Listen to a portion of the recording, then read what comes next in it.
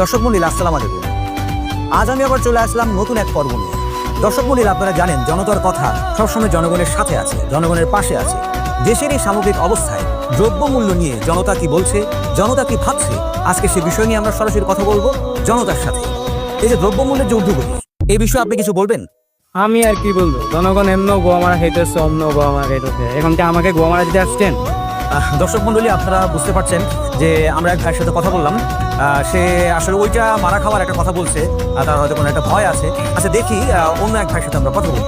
আচ্ছা ভাই, দ্রব্যমূল্যের ঊর্ধ্বগতি এই বিষয়টা নিয়ে আপনি কি ভাবছেন, আপনি কিভাবে দেখছেন? আমরা ভালো আছি ভাই, আমরা তো সব আন্ডার কন্ট্রোলে আছে। আমাদের আদা বলেন, পেঁয়াজ বলেন, রসুন বলেন, তরমুজ বলেন, লেবু বলেন, সব আন্ডার কন্ট্রোলে ভাই। 250-200 টাকা কেজি হলেও কোনো সমস্যা নেই, আমরা আছি, আমরা বিন্দাস আছে না। আমাদের নেত্রী উনি সব কন্ট্রোল করে রাখছে। ও আচ্ছা আচ্ছা, দর্শক মণ্ডলী, আমরা একজনকে পেয়েছি যে তার নেত্রীর কথা বললো আমাদেরকে, যে দারুণ কিছু কথা বললো, তার খুব ভালো লাগছে, সে বিন্দাস। একবার আমরা যাই অন্য এক ভাইয়ের সাথে কথা বলি, দেখি উনি কি বলছেন, উনি কি ভাবছেন। হ্যাঁ আচ্ছা ভাই, আপনি কিছু বলবেন দ্রব্যমূল্যে? বলে তো পাতে গোয়া মারা খাও ভাই, বলা দরকার নেই কোনো করি। দর্শক মণ্ডলী, আসলে আমাদের ভেতরে এমন একটা ভীতি জন্ম হয়েছে যে আমরা কোনো কথা বলতে ভয় পাই, আমরা আমাদের মতামত জানাতে ভয় পাই, সিদ্ধান্ত জানাতে ভয় পাই, আমরা কিছুই বলতে পারি না। দর্শক মণ্ডলী, এখন আমরা যাব অন্য কারো কাছে, দেখি অন্যরা কি ভাবছে এইদিকে। আচ্ছা এই যে ভাই, এই যে রিকশালা ভাই, আচ্ছা ভাই, এই যে দেশের যে সামগ্রিক অবস্থা, এই বিষয় নিয়ে কি আপনি কিছু বলতে চান? ভাই চাইলেই তো করতেছে না, বুঝছো না? দেশে তো বাক স্বাধীনতা না, কথা কেমনে বলবো, তাই না? স্বাধীনতা না থাকলে কথা কওয়া যায় না। না ভাই, আপনি বলেন, আসলে কেউ বলতে চাচ্ছে না। আপনি মনে করেন যে আপনি আপনার বাক স্বাধীনতা পেয়ে গেছেন, আপনি যা বলবেন আমরা তাই হুবহু প্রচার করবো।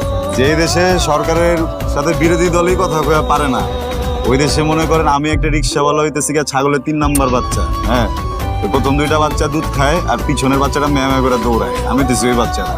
আমার মতো রিক্সাওয়ালারা বা শ্রমিকরা যদি 8-10 জন 2000-3000 ওরা মরেও জায়গা, এই দেশের সরকারের বা বিরোধী দলের কারো কোনো কিছু যায় আসে না। আমরা আসলে কথাটা কইলেও বা কি কমবো, বা আমার কথাটা কি ঠিক মতো পৌঁছাইবো কিনা জায়গা মতো, এটা তো ভাবার বিষয় ভাই। আচ্ছা ভাই, এই যে ভালো একটা কথা বলেছেন যে বিরোধী দল তো আন্দোলন করছে, সংগ্রাম করছে, অনেকে জেল খাটছে। এই বিরোধী দলের আন্দোলন নিয়ে আপনি আসলে কি বলতে চান? বিরোধী দলকে আছে, হ্যাঁ, দুদিকে তাকা দেখেন তো, যত দিকে তাকা দেখি সব জায়গায় তো দেখি একই দলের পোস্টার, ব্যানার, ফেস্টুন সব কিছু। হ্যাঁ, আর বিরোধী দলগুলো সব কই? এটা কি সব রোহিঙ্গা মায়ানমারে থাকে? হ্যাঁ শোনেন, বিরোধী দলের টুটি অনেক আগে চাইপা ধরা হয়েছে, বিরোধী দল লুলে হয়ে গেছে, তারা কথাও কইতে পারে না, তারা কোনো কিছু করতেও পারে না, আর কথা কর জায়গাটাও তো নাই। হ্যাঁ, এক শাসনতন্ত্র যদি চলতে থাকে তাহলে আসলে কোনো দল, কোনো জনগণ কেউ তো কোনো কথা কইতে পারবো না। আর এদিকে সাধারণ জনগণ সবাই আছে হইতেছে গিয়া খালি পেটের ভিতরে।